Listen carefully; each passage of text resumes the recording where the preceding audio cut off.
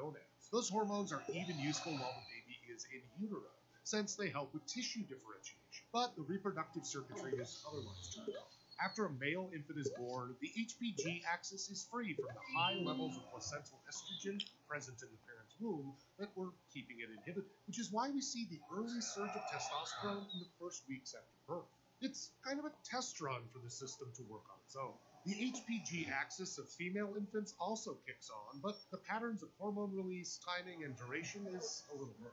Pituitary hormones and estrogen do increase, but how much seems to vary pretty dramatically person to person. Luckily, besides blood samples, hormones can be measured in saliva or urine, which babies make a lot of. That still leaves the question of what all this puberty business is for, since the reproductive organs aren't actually ready for doing any reproducing in a tiny little baby. Well, similar to the hormone exposure received during embryonic development, this mini puberty has something to do with helping the body get ready for being a person, differentiating cells, turning on organ systems, etc.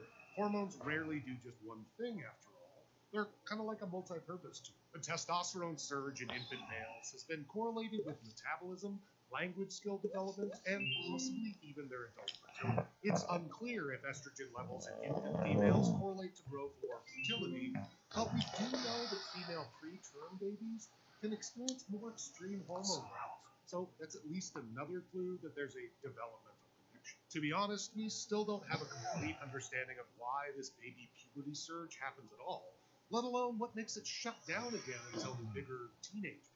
What we do know, though, is that just like teen puberty, baby puberty can bring with it some of the same physical changes you'd see in adults' hormone shifts, including one that happens way after teenage puberty: hair loss. Some babies, even those born with full heads of hair, experience thinning and hair loss when they're just a few months old, and the reason might be related to that cortisol surge we mentioned. Cortisol levels tell hair follicles to cut it out with the less than essential hair growth. So it isn't until after cortisol levels lower that regular growth can restart, which can lead to a sort of baby pattern baldness. What's wilder still, sometimes the fresh baby hair that grows back can be a different color or texture than it was before. The surge in baby testosterone does impact genital development in male infants, but it's usually not too noticeable. The changes are mostly in the cells inside the testes. While sperm aren't produced until teenage puberty, their precursors do get a boost from mini-puberty. There have been reported cases of breast development and some vaginal bleeding in female infants born preterm, possibly due to the decrease in estrogen levels they experience when separated from their parents' hormones.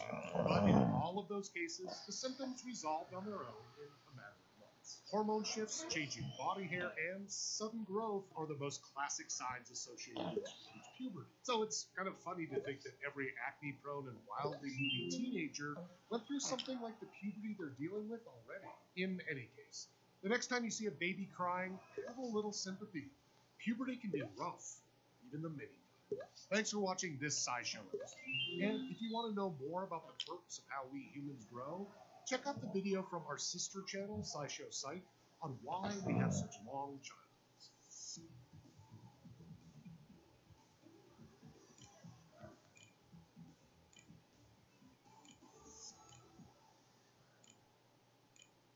So Fox News interviewed the person who might literally be the #1 sellout in America. Man, it is difficult to get that crown. We got like the Clinton family, right? The Clintons have taken over $1 billion in their time in politics. You got Biden, you got Trump himself, Kushner may literally be the biggest sellout in American history. Why? We'll get back to that in a second. So here he goes on Fox. Maria Bartiromo. He's going to be asked about everything going on in Israel, Gaza, Arab nations, Saudi Arabia, etc. And he says something that, I mean, I'm pretty jaded, but this blew even my mind that he would dare to make a claim that he makes. Before I get to your trip, and I want to hear about your trip to Saudi Arabia, what is your reaction to the attacks on Israel and this spike in anti-Semitism across the country? So the attacks were absolutely horrific, and they're still ongoing. You have a situation where over 200 hostages are Hamas terrorists. There's Americans, there's French, there's English, so this really is a situation that's very, very tense. Israel's still under rocket fire, and Israel's really conducting a mission right now to try to bring these hostages on behalf of the entire world. It doesn't look like that's what they're doing. There's been an offer on the table. Hamas has said release all Palestinian political prisoners and we'll release all Israel. It looks like what they're doing is a retribution campaign where they're carpet bombing innocent people in Gaza. I don't know why it looks like that, because that's what they're doing. Really horrific. We've seen it's something that was avoidable, but hopefully they'll be able to do something now to eliminate the Hamas threat and go back to trying to be a beacon for peace in the Middle East like Israel. Yeah. Oh, sure, Jared.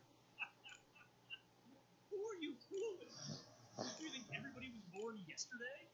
Yeah, Israel, that real beacon. My ass cheeks. They're building a city of 2.8 million people cutting off food, water, electricity.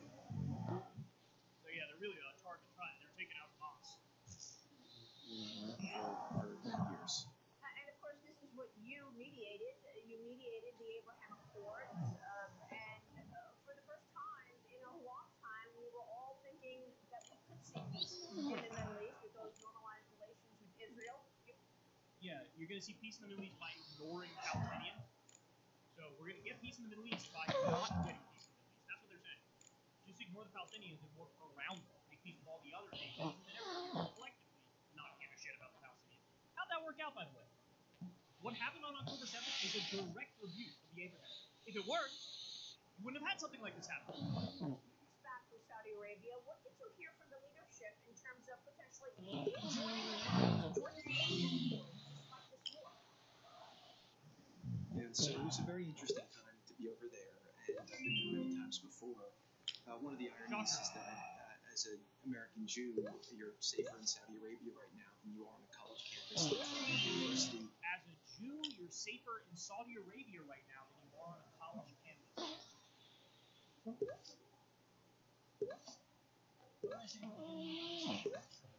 Quite literally the biggest sellout in American history. Quick Google search. Look at this, guys. Treatment of Jews in Saudi Arabia was the Google search. The very first thing that pops up. Members of religions other than Islam, including Jews, are not permitted to practice their religion publicly in Saudi Arabia. According to the U.S. State Department, religious freedom, quote, does not exist in Saudi Arabia. Islam is the official religion of Saudi Arabia, and the tenets of that religion are enforced by law. It's safer to be a Jew in Saudi Arabia than it is on a college campus. Are you out of your goddamn mind? Why? There's some groups on college campuses that say, hey, we'd like to have Palestinian rights, please. Anti-Semitic. I'm unsafe here. These little snowflake bitches. And then you're downplaying how draconian and primitive and backwards and authoritarian Saudi Arabia is. Why?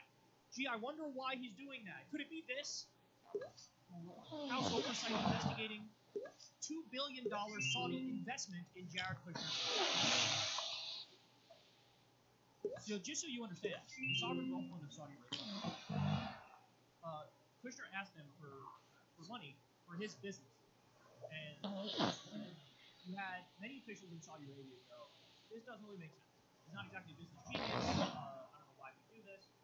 MBS personally intervened and overheard what the other Saudi officials were saying, and he said, here, Jared, here's $2 billion. Why'd they give you that money, Jared? Why'd they give you that money? There's been some reporting indicating he was showing classified top secret information to MBS, that MBS was awesome. Remember what MBS like imprisoned all his political opponents? Remember that? The speculation was he knew who his actual enemies were because of Jared Kushner giving him top secret information. Now, on that front, it is just speculation at this point. Nothing's yet.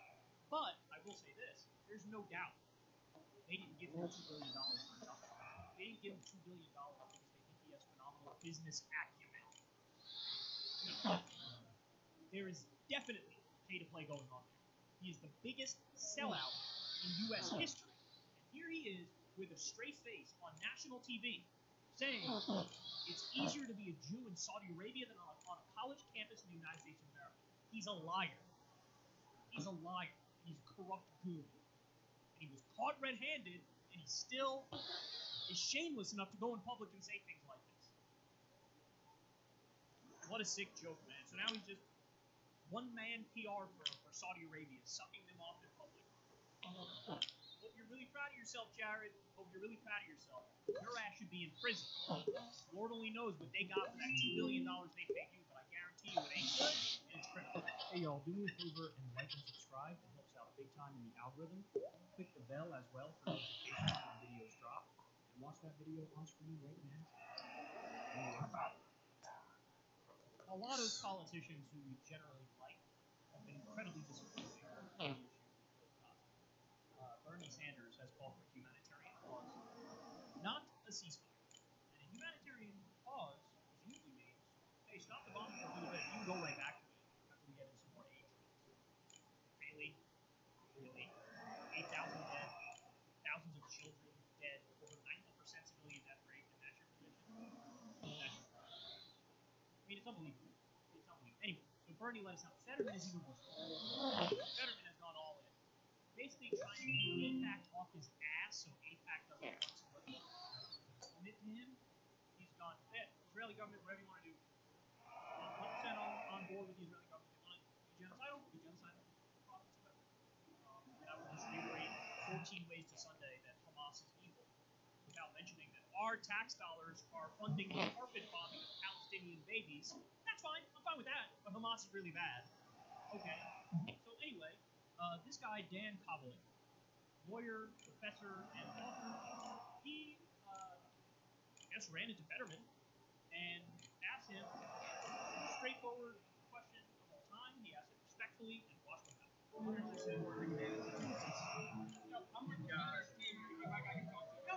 I voted for him. I'm sorry, this is a democracy. Yeah, but kind of, sort of. Why? 10,000 people died.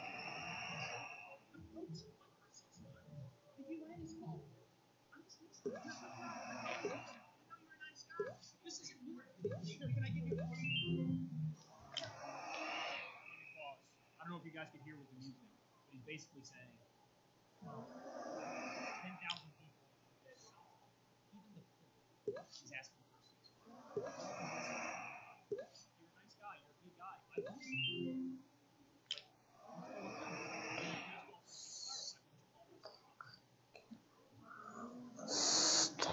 What happened?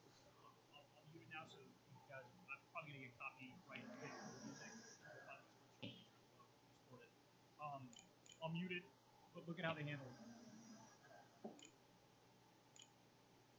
So this guy is on Fetterman's staff, allegedly. They just dragged him outside, pushed him down the stairs. Ready? So he's asking Fetterman nicely. He's just handing him something about a ceasefire. Look at what the guy does. He just shoves him out the door.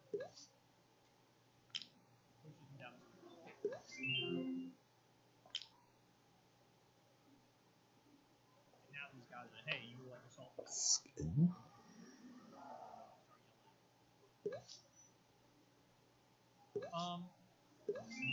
Yeah, John Fetterman, you're embarrassed. Yeah, look, somebody's, he's a politician, but he's in public. This is the time and place to ask, whatever. Look, I'm somewhat of a known public person, right? There are times I've been at Politicon or some other event, and somebody walks up to me and asks me a question. You just answer it, move on. You're not obligated to talk to them for 10 minutes, 20 minutes, whatever. Well, you can give them an answer in a minute, and then go ahead, explain your thought process, right? Explain why you disagree. Or just say, hey, thank you for the brochure or whatever about the ceasefire. Maybe I'll change my mind. Something. Instead, total silence. Away, guy is shoved, borderline assaulted. It's just pathetic and embarrassing.